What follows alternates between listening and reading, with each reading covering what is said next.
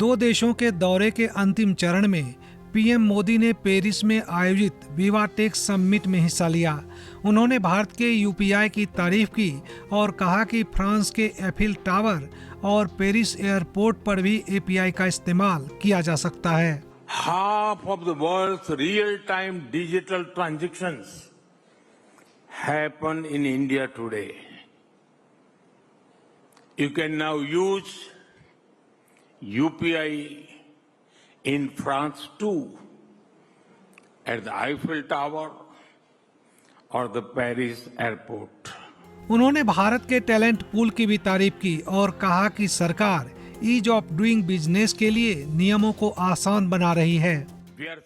दुनिया के real time digital payment का आधा हिस्सा आज भारत में हो रहा है। अब आप फ्रांस में एफिल टावर और पेरिस एयरपोर्ट पर भी यूपीआई का इस्तेमाल कर सकते हैं।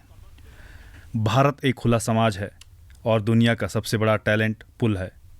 हम नियमों को आसान बना रहे हैं और ईज ऑफ डूइंग बिजनेस को सुनिश्चित कर रहे हैं।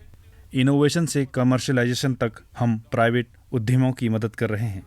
भारत में सबसे सस्ता डेटा और कम लागत वाली ग्रीन एनर्जी का जिक्र करते हुए पीएम मोदी ने कहा कि भारत के स्टार्टअप बड़ा बदलाव लाएंगे।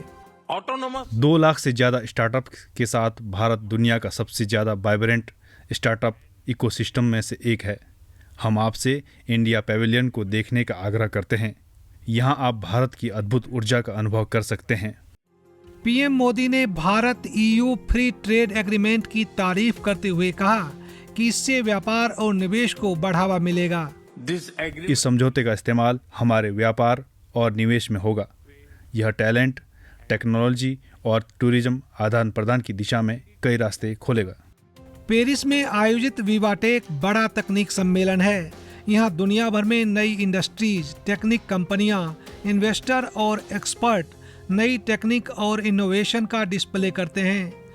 मुख्य तौर पर आर्टिफिशियल इंटेलिजेंस, स्टार्टअप और उद्यमिता, डिजिटल प्रौद्योगिकी, साइबर सुरक्षा, हरित प्रौद्योगिकी और रोबोटिक्स भविष्य की उभरती तकनीकों पर चर्चा करते हैं। यहाँ भारत का इंडिया पवेलियन भी है, जहाँ देश के स्टार्टअप और तकनीकी उपलब्धियों का प्रदर्शन किया जा रहा है। पीएम मोदी ने कहा कि भारत और यूरोप के टेक इकोसिस्टम को करीब लाने में फ्रांस एक बड़ा पुल साबित हो रहा है। Bureau report, ETV Bharat.